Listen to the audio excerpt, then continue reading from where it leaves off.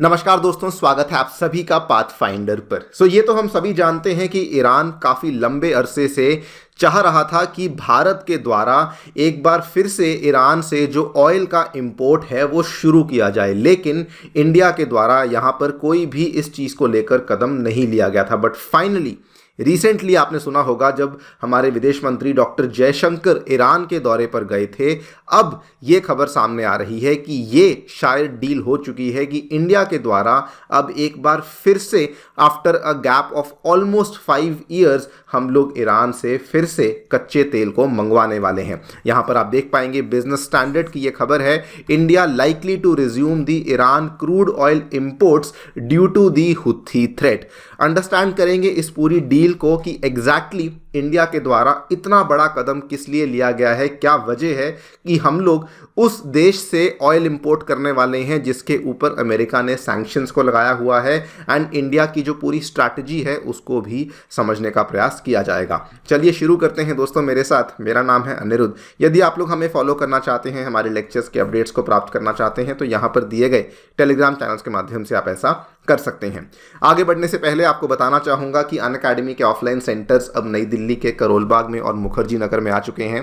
अगर आप लोग अपनी तैयारी को शुरू करना चाहते हैं, प्रारंभ करना चाहते हैं, तो यहाँ पर आप लोगों के लिए फाउंडेशन प्रोग्राम्स लाए गए हैं। भले आप 2025 की तैयारी कर रहे हैं या फिर अगर आप 2026 को भी टारगेट कर रहे हैं, तो ये वाले प्रोग्राम्स को यहाँ पर अवेलेबल करवाया गया है। करोलबाग में आप एनरोल तभी कीजिएगा अगर आप लोग इंग्लिश मीडियम में पढ़ना चाहते हैं। अगर आप लोग हिंदी मीडियम में अपीयर होना चाहते हैं तो उस केस में मुखर्जी नगर वाले सेंटर में आप जाकर के एनरोलमेंट कर सकते हैं। इसके अलावा उत्तर प्रदेश में प्रयागराज में हमारे सिविल लाइंस का सेंटर ओपन हो चुका है, जहां पर यूपीएससी के साथ साथ यूपी पीसीएस के भी जो जीएस बैचेस हैं वो भी अवेलेबल करवाए गए हैं। एंड ऑल्सो अगर आप 24 के क्रैश कोर्स में एनरोल करना चाहते हैं तो वो भी यहाँ पे शुरू करवाए गए हैं। अगर आप इनमें से किसी भी कोर्स में एनरोल करना चाहते हैं तो नीचे दिया गया एक बिटली लिंक है, वहां पर जाकर के आपको अपनी डिटेल्स भरनी है, मेरा ये वाला कोड भरना है और हमारी टीम खुद ही आपको रीच आउट करेगी, आपकी एनरोलमेंट के प्रोसेस को सिंप्लीफाई करेगी और कोई भी और क्वेरी है आपकी काउंसलिंग भी वहीं पर ऑन द स्पॉट ही कर दी जाएगी। ऑल राइट, सो खबर जो सामने आ रही है, this is actually a very very big news because India अब ने ये डिसाइड किया है that we are going to resume the oil import from Iran. यहां पर इसके पीछे कुल मिला के 2 कारण है। बाय द वे, ये जो पूरा का पूरा खबर सामने आई है, बताया जा रहा है कि रिसेंटली जब हमारे विदेश मंत्री डॉक्टर जयशंकर वहां गए थे तो वहां पर अलग अलग मंत्रियों से तो मीटिंग्स हुई ही हैं, लेकिन ईरान के जो प्रेसिडेंट हैं उनके साथ भी उनकी मुलाकात हुई थी।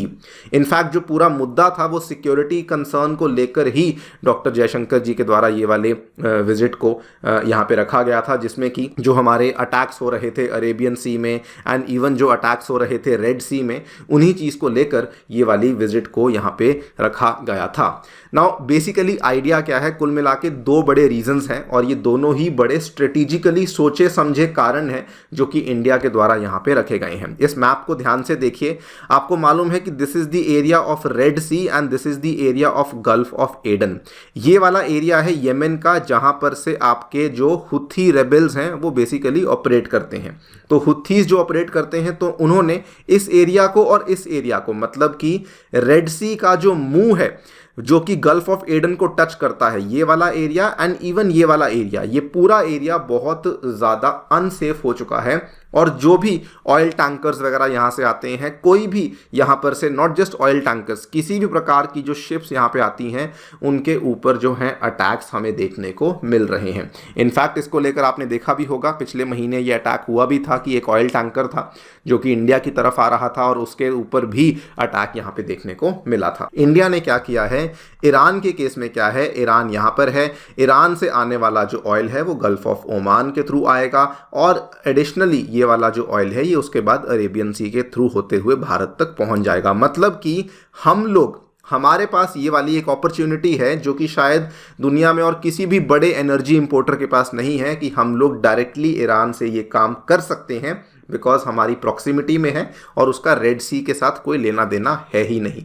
जबकि अगर आप कोई भी और कंट्री देखें, चाइना देखें या फिर और जो भी इंपोर्टर्स हैं साउथ ईस्ट एशिया के हो गए या जो भी यहाँ से व्यापार होता है रेड सी के थ्रू, वो सभी के सभी खतरे में हैं बिकॉज वहाँ पर हुथी रेबल्स के अटैक्स देखने को मिल जाते हैं।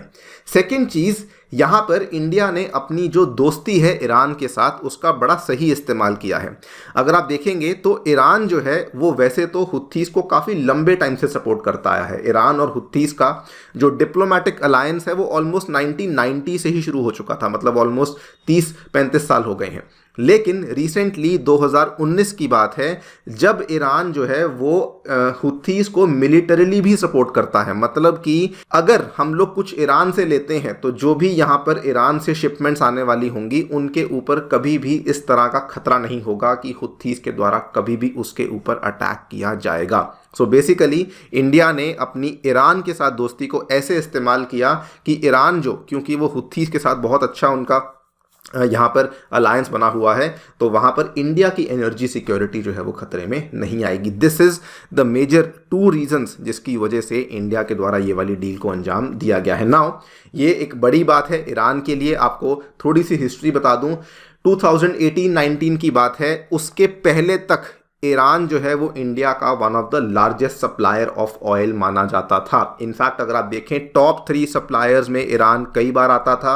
2018 में या 2017 की बात है ईरान नंबर 2 पे आया था, मतलब कि सबसे सेकंड मोस्ट ऑयल जो है वो ईरान से ही खरीदा जा रहा था। लेकिन 2018-19 में क्या हुआ कि अमेरिका में जब ट्रंप की सरकार थी तो उनका जो है ईरान के साथ न्यूक्लियर डील को लेकर कुछ अनबन हो गई थी, जिसके बाद यूएसए के द्वारा जो है सैंक्शंस को फिर से लगाया गया था और साथ में ये भी कहा गया था कि कोई भी और देश अब ईरान से कच्चे तेल का आयात नहीं कर पाएगा, सो दैट ईरान को इकोनॉमिकली परेशान करने का एजेंडा था। जब ये हुआ उसके बाद आप देखिए कि ये वाली डेडलाइन 2019 में ख़त्म हो गई थी। We were one of the major importers of oil. Importers of oil के भी आंकड़े आपको बता देता हूं कि एक टाइम ऐसा था जब इंडिया एक महीने में 2.5 बिलियन टन ऑयल मंगवाता था ईरान से, जो कि कम होते होते 1 मिलियन टन पर आ चुका था। एक टाइम ऐसा था जब इंडिया ईरान से अपने 10% ऑफ टोटल ऑयल को ईरान से ही मंगवाता था। चाइना के बाद इंडिया ही था जो कि ईरान का second largest importer of oil था। ये सब कुछ 2019 में ख़त्म हो चुका था। उसके बाद ईरान बहुत देर तक पीछे पड़ा रहा। 2020 में तो नहीं, 21 से ही ईरान ने इंडिया को रिक्वेस्ट करनी शुरू कर दी थी कि हम लोग से प्लीज़ ऑयल लीजिए, लेकिन इंडिया वाज वेरी क्लियर कि जब तक यूएस के सैंक्शंस नहीं हटेंगे हम लोग ऑयल को नहीं परचेज करेंगे। 2023 में फिर से ईरान ने बोला कि हमसे ऑयल लीजिए और कहा कि यूएस सैंक्शंस की चिंता मत कीजिए, अपने नेशनल इंटरेस्ट के बारे में सोचिए। यहाँ पर ईरान डिस्काउंट्स देने के लिए भी रेडी था। जुलाई में फिर से सामने कहानी आती है पिछले साल, Iran again pitches special priority for India. Special priority का मतलब क्या था कि हम डिस्काउंट देने को रेडी हैं। इन्होंने कहा we are ready to give special priority to India but India should also show the willingness. ये सारी कहानी होती रही, लेकिन इंडिया ने कभी भी यहाँ से ईरान से ऑयल लेने को सपोर्ट नहीं किया। वी ऑलवेज सेड जब तक सैंक्शंस नहीं हटेंगे हम लोग ऑयल नहीं लेंगे, बिकॉज यूएसए से भी हम काफ़ी तेल खरीदते हैं। प्लस अगर हम लोग ईरान से तेल खरीदते तो यूएसए हमारे ऊपर सेकेंडरी सैंक्शंस को इंपोज कर सकता था। लेकिन अब फाइनली इंडिया ने कहा कि कोई बात नहीं, हम लोग यहाँ पे ऑयल का इंपोर्ट फिर से रिज्यूम करने वाले हैं। सो ये भी एक बहुत बड़ा एजेंडा है कि इंडिया जो है वो यूएस सैंक्शंस को भी बाईपास करने वाला है। ये कैसे प्ले आउट करेगा ये देखना काफ़ी इंटरेस्टिंग होगा, बिकॉज अगर यहाँ पे यूएस सैंक्शंस लगे हुए हैं तो इसके कुछ ना कुछ इम्प्लीकेशंस इंडिया के ऊपर भी हो सकते हैं। ये एक अलग कहानी है, इसको लेकर जो भी होगा आपके सामने पेश करेंगे। लेकिन ओवरऑल ईरान से ऑयल लेना हमारे लिए बहुत बेनिफिशियल है, बिकॉज सबसे पहले तो ऑब्वियसली हमारी जो इम्पोर्ट बास्केट है वो डाइवर्सिफाई होती है। नंबर 2, ईरान से ऑयल लेने का फ़ायदा ये है कि 60 डेज़ का हमें क्रेडिट मिलता है परचेज़ के लिए। बाकी हमारे जितने भी सप्लायर्स हैं, सऊदी अरेबिया हो गया, इराक हो गया, इवन यूएसए, कुवैत, नाइजीरिया, ये सारे के सारे जो हैं वो 30 या 45 डेज़ का ही आपको क्रेडिट अवेलेबल करवाते हैं। ईरान विदाउट एनी क्वेश्चंस आज 60 डेज़ का क्रेडिट अवेलेबल करवाता है, तो हमारे जो रिफाइनर्स हैं उनके लिए टर्म्स थोड़ी बेटर हो जाती हैं। एंड वैसे भी हमारे लिए बेटर इसलिए भी है बिकॉज डाइवर्सिफिकेशन बहुत इंपॉर्टेंट है। We are a net energy importer. 80 to 85% of हमारी ऑयल नीड्स को हम इंपोर्ट से ही पूरा करते हैं। तो हम गयाना से भी ऑयल ले रहे हैं, हम लोग ब्राज़ील के साथ भी पैक्ट साइन कर रहे हैं, हम लोग कोलंबिया के साथ पैक्ट साइन कर रहे हैं। ये सब इसीलिए किया जा रहा है बिकॉज हमारी डिपेंडेंसी बहुत ज़्यादा है जहाँ से भी हमारी सिक्योरिटी पूरी होती है एनर्जी की, हमें उसके साथ ही ऑयल की डील को करना चाहिए। आपकी राय क्या है हमें डेफिनेटली बताएं कमेंट सेक्शन में। जाने से पहले बताना चाहूँगा कि हमारे सेंटर्स को दोस्तों विजिट ज़रूर कीजिएगा। इसमें free demo classes, 1-on-1 mentorship, magazine, library, wifi access, सभी चीज़ें अवेलेबल करवाई जाती हैं। फिर भी कोई कन्फ्यूजन है तो नीचे दिए गए लिंक पे जाके क्लिक करना बिल्कुल ना भूलना।